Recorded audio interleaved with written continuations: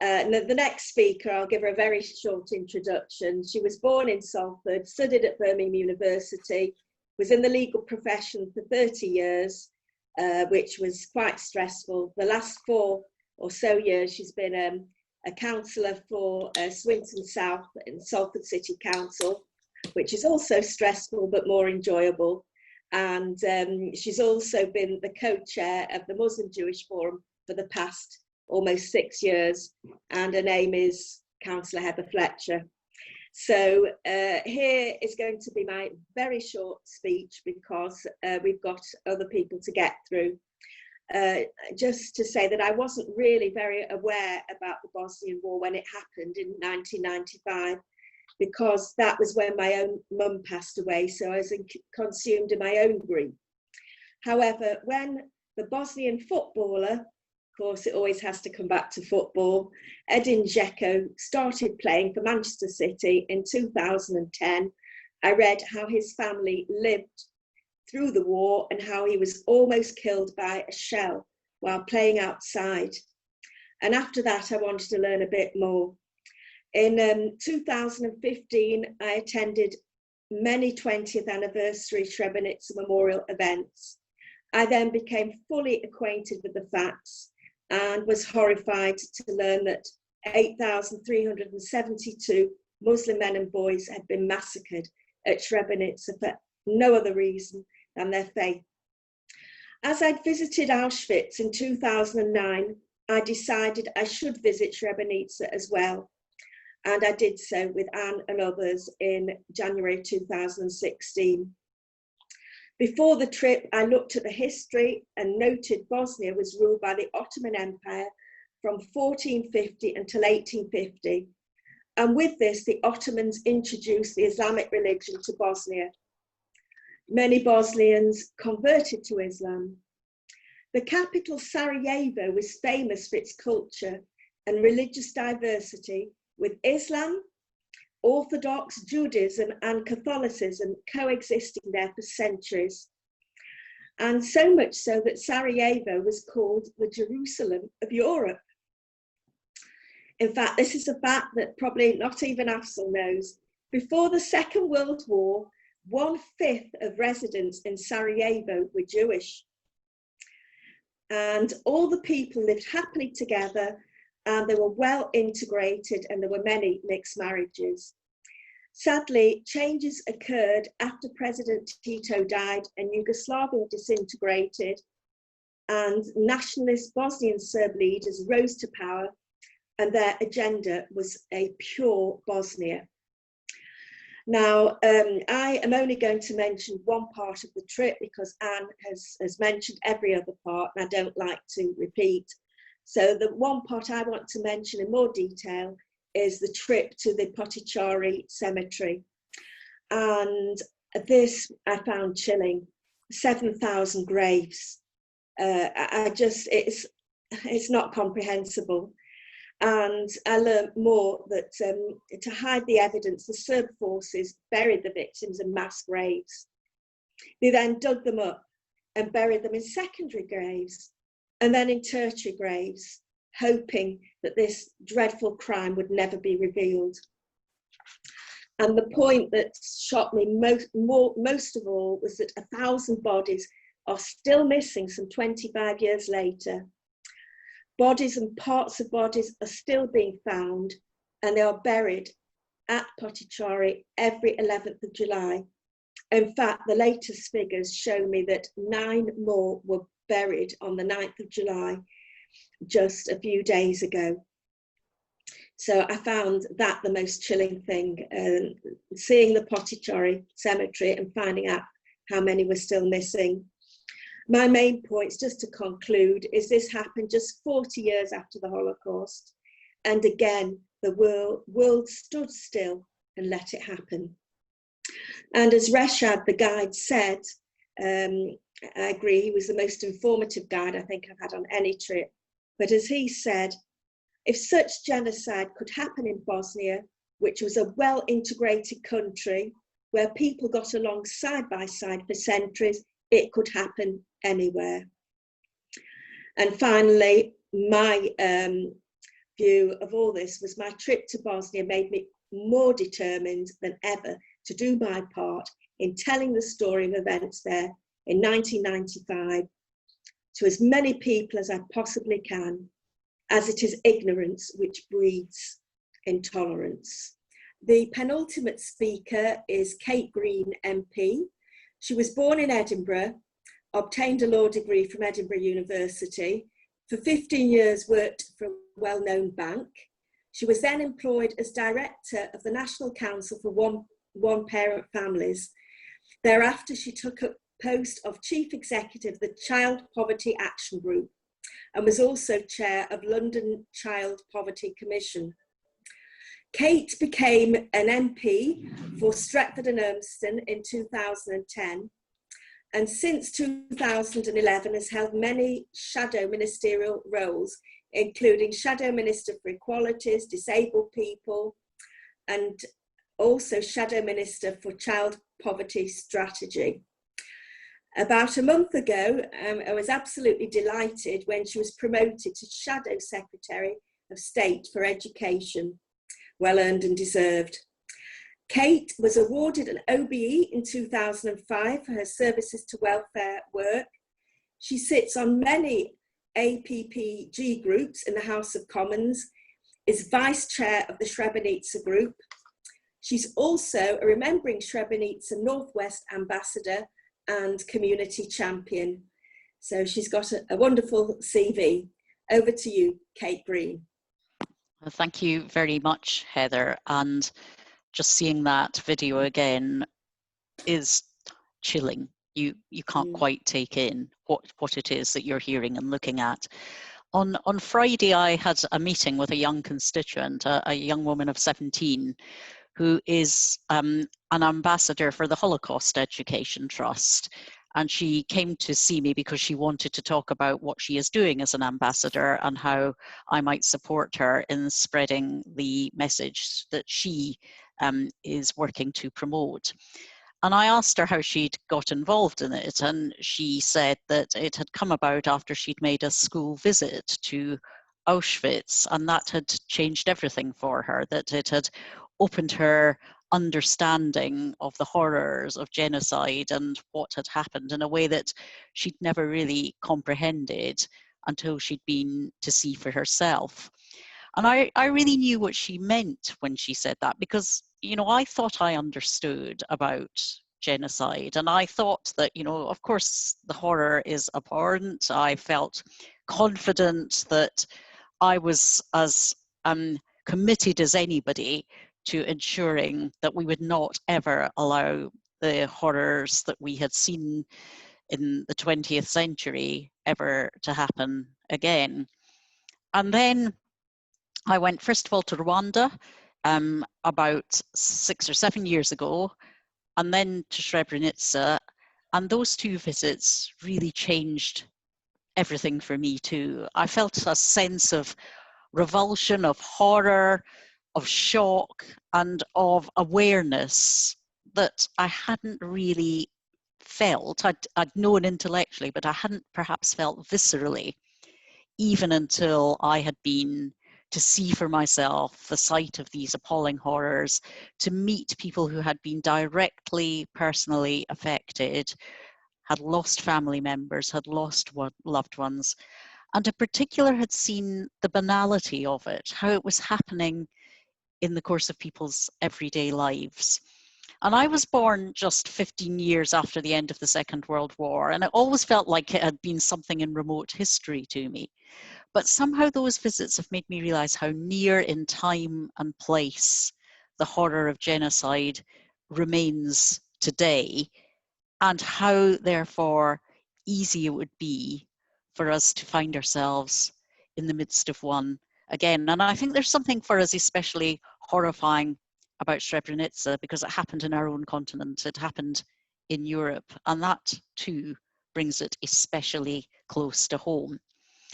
So I felt a difference in me about how I related to the horror of genocide after I had been to see and hear and experience for myself. And I think as Afzal has mentioned, one of the most horrifying things about it is how it happens between people who were on one day friends and neighbours, and then the next day are murdering one another, are massacring one another.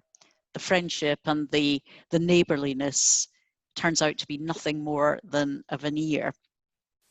And that's why I think it is so important that we proactively break in every part of our society to any chance for hate or division to thrive. We have to act so early because we realize how easily they can tear communities that look successful, settled, harmonious, how easily hate can come in and split those communities apart with the most appalling consequences.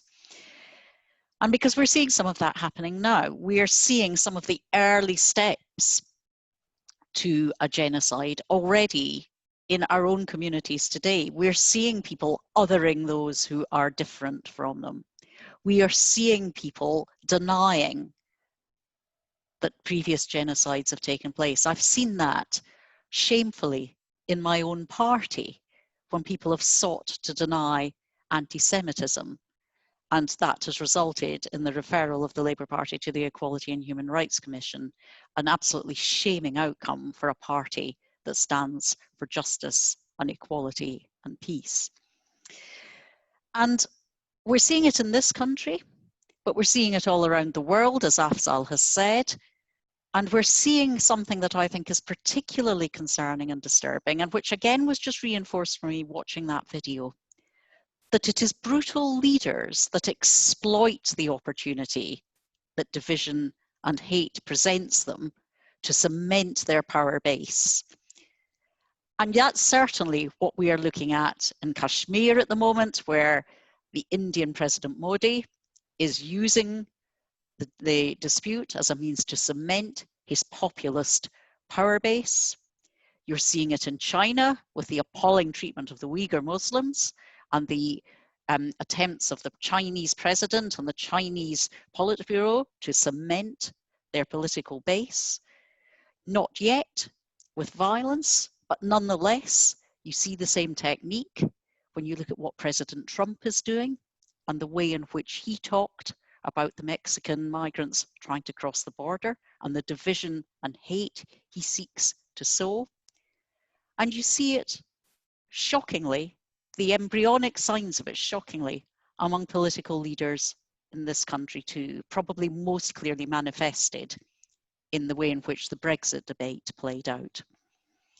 And so if people in power, even people in power in countries like ours, are willing to exploit division and hate for their own interests and their own power base, we have to make sure that we equip every one of our citizens to recognize that and stand up to it and call it out. And that's why, again, I am very much with Afzal in wanting to emphasize the importance of education in tackling the dangers that hate and division can bring. Now, I don't think it's easy to design this kind of thing into our education system. There are many competing equalities narratives struggling for space on our schools' curriculum. There are many competing genocides struggling for space on our schools' curriculum. There is considerable uncertainty and perhaps nervousness among teachers about how to teach this, particularly to diverse student populations, in a meaningful and open way. We have a tension going on, particularly you see this in our universities, where on the one hand, you've got a growing movement of no platforming against, on the other hand, a call for free speech.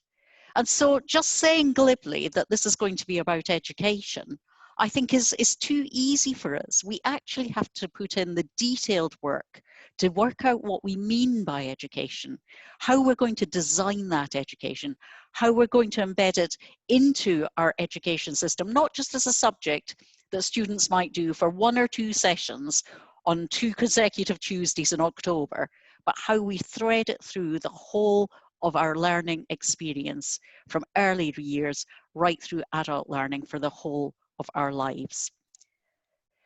But we need to do that so that people recognize when they're being exploited by self-interested leaders, so that people recognize how to interrogate, question, and challenge fake news, so that people feel confident to stand up and take that single action that matters, to have the courage and the confidence and the knowledge of how to do that. And so for me in my role now as Shadow Secretary of State for Education, I want to think very deeply about how we actually design the kind of education that for many years we've talked about, but which somehow I think we still find very hard to embed and integrate in a way that it changes the mindset of everybody in this country and around the world. And it's a great pleasure to be here tonight with the Muslim Jewish Forum. I know that the work you do is just so impressive and so valuable, and I want to pay tribute to everything that you do. It would be a great opportunity for me to be able to go on working with you, to think through the detailed implementation plan for this programme of education. It's not enough just to say that it's important, it's vital. We actually have to make sure that we make it happen. And so if there's one action that I'm asking you to take from tonight, it's please to help me to think about how we can do that in a sustained and systematic way. And thank you very much for asking me to join this really moving event tonight. Well, thank you very much indeed, Kate. An excellent speech. And I've been going on at you for about 2 or 3 years. Please speak to the Muslim Jewish Forum. But all I can say, it was certainly worth the wait. And we will definitely act with you in the future. And I'm sure that you're going to be a brilliant secretary. Well, maybe secretary at the moment, Shadow Secretary of State for Education. So thank you for joining us.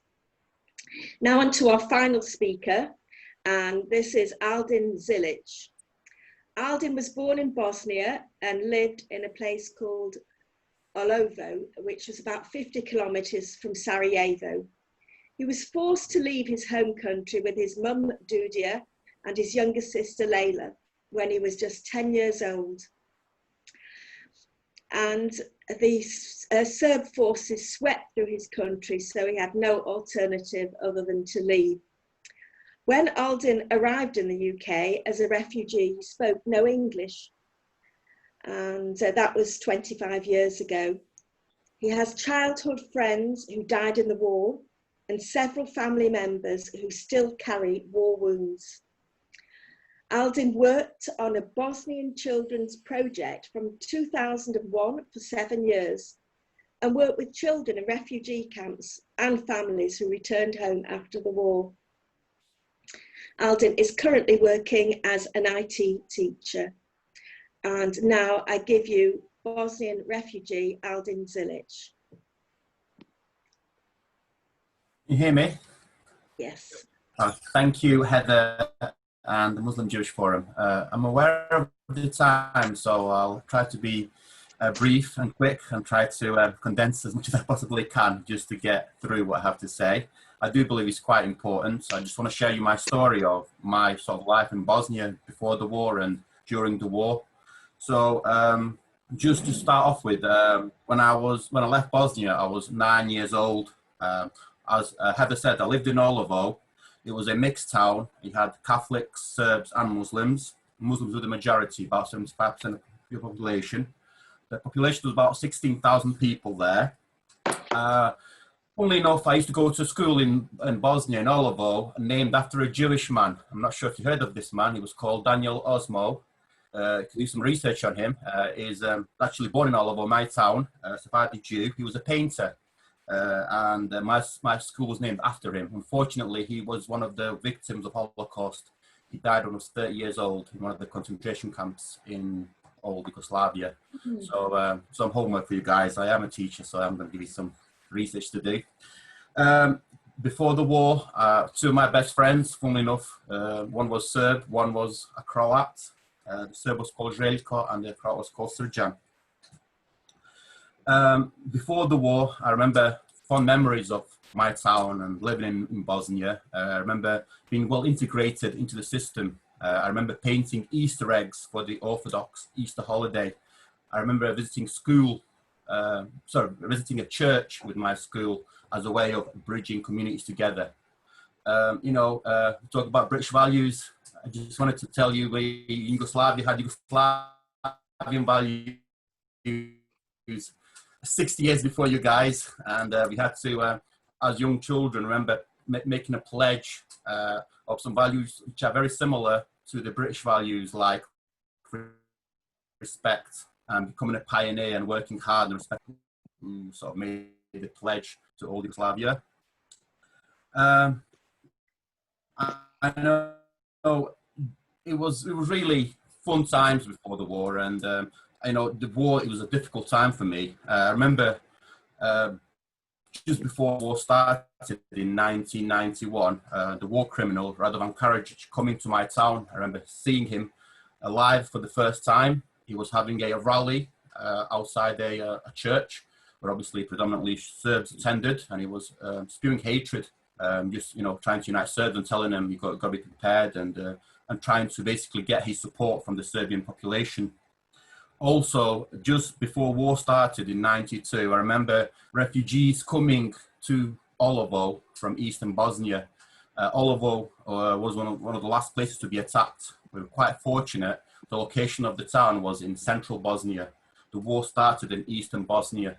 And I remember meeting a young lady who must be about 18, 19 years old, who came from eastern Bosnia, from a town called Srebrenica, which is close to a Serbian border. Never met the lady before. What used to happen is refugees used to come from eastern Bosnia to Olovo, and then the people from Olovo used to go to the refugee center and just pick up families and people and give them some shelter to stay in. So I remember welcoming refugees from eastern Bosnia, and this young lady, she stayed in our flat in Olovo. And I remember at that time I must have been about 8 to 9 years old, and I remember the lady speaking to my mum, and she was telling my mum that she was raped by the Serbian soldiers. And at that time I didn't know what rape meant. And I remember having a wish to ask my mum and the lady what actually that means, but I could see in her face that she wasn't very happy. She was quite a sad person, quite emotional, and I felt like I shouldn't be asking any questions like that. It's only until later on I'll sort of learn what that meant.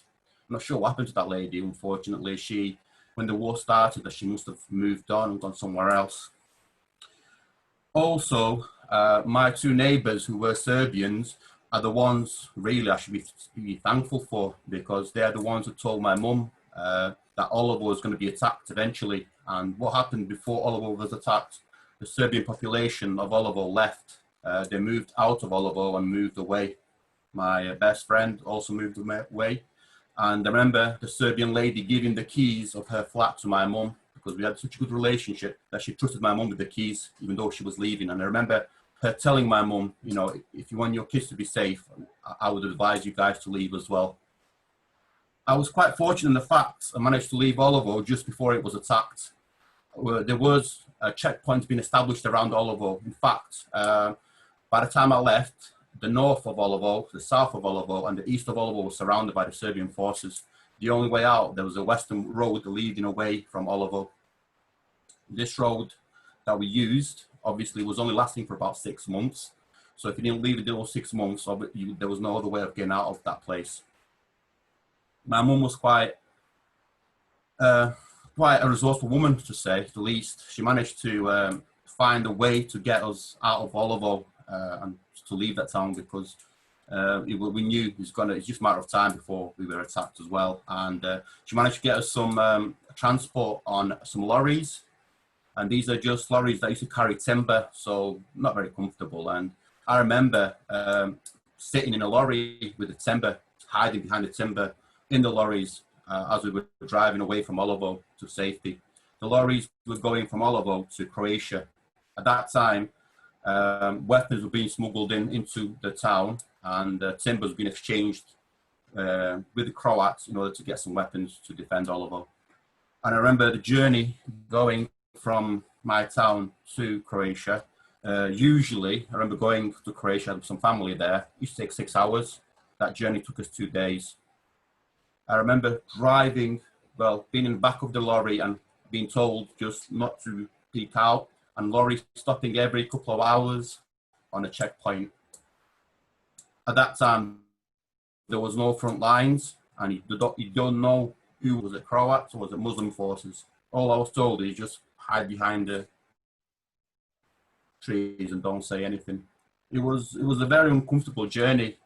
There was no roads. You had to go over mountains and over roads that were not there, very steep hills and canyons, because that was the only safe way to get out of there.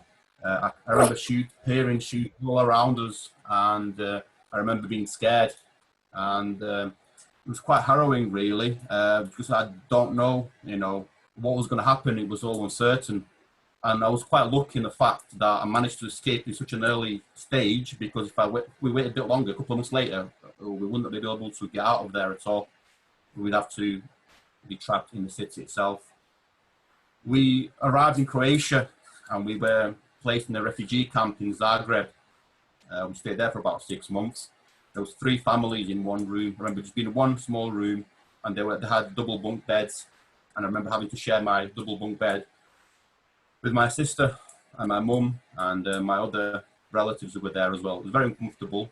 We had to share the toilet and the bathroom with other people in the camp.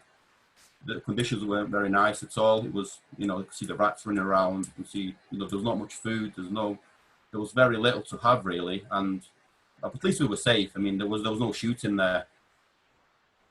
However, coming towards the end of the last 6 months, we experienced extreme prejudice from the Croats who lived in, who were around us, lived in Zagreb, because they started to see us as a bit of a problem.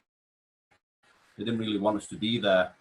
It was about the time when the Bosnians and the Croats started fighting amongst themselves in Bosnia as well. So really, they were trying their utmost best to try to kick us out of Zagreb and try to move us on anywhere else, so we're not there. I remember one time my mum tried to register me in school, but she wasn't able to do that because obviously I was a Bosnian Muslim and not a Croat.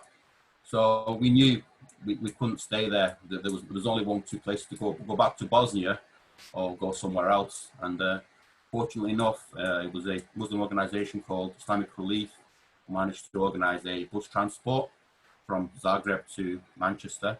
I'm very grateful, obviously for that. Funnily enough, the journey from Zagreb to Manchester was the same length as the journey from Olivo to Zagreb, just over 2 days. But, I'm so thankful I've survived, come here, I've made a life for myself, and I think it's very important to share these stories and to speak to you guys and just to let you know my experiences. So I've been told 10 minutes, I don't want to go over anymore, and I'll let Heather sort of finish off the program. Thank you, Heather, and thank you, everyone. Well, thank you very much, Aldin. Your story is so interesting and inspirational. And it is good for us to know how your journey here and how you've had a successful life since you've been in the UK as well, after obviously a difficult start.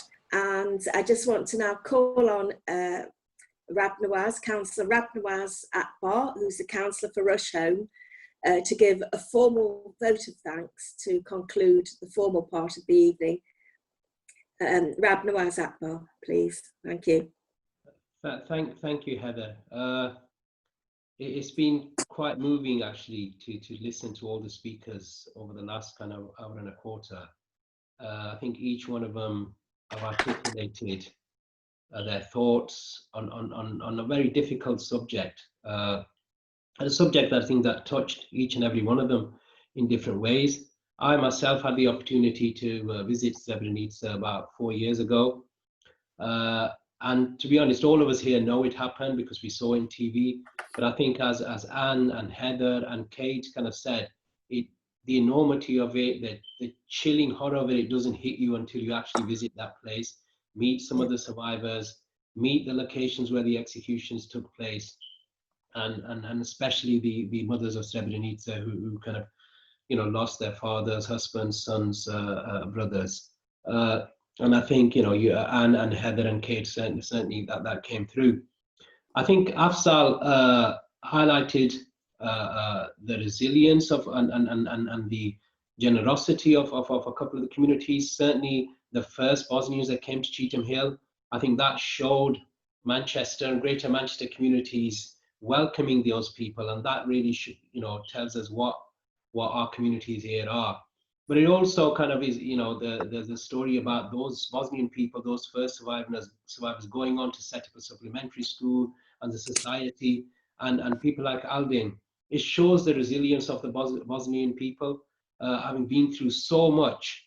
They've actually come here and now kind of are making contributions to our city and our region, and have embedded the Bosnian community in this city, and are working, you know, in all kind of sectors, and also managing to ensure that their heritage, their culture, their tradition is also kind of you know, passed on to younger generations of Bosnians who are living in this city as well, and letting the rest of us know as well, which is clearly important. Aldin, I mean, first-hand experience, I mean, it's very difficult to imagine, and I know I spoke to some of the kind of survivors and mothers, like I said, you know, nobody can put ourselves in your shoes, what you must have gone through, and it's very brave of you to actually come here to kind of share those thoughts with us, because I'm sure they're very painful, and even now after kind of 25 years or so. Kate, fantastic. I mean, I know people talk about how our history curriculum should be taught, and recently we've had about, you know, conversations around Black history, but it's so reassuring to hear our Shadow Secretary State of Education saying that she's going to give this some real thought, and kind of work with communities into how to make this happen, and hopefully present it in our manifesto going forward, to actually present it to the public that this is what we as a Labour Party are actually going to implement if we are elected, and I think that is really good to hear, and I'm so glad that you stated that. My last speaker I've not mentioned is Eleanor. Eleanor is obviously, as you said, is the chair of the Northwest Remembering Srebrenica Regional Board. Eleanor and I actually met in the town hall before the lockdown.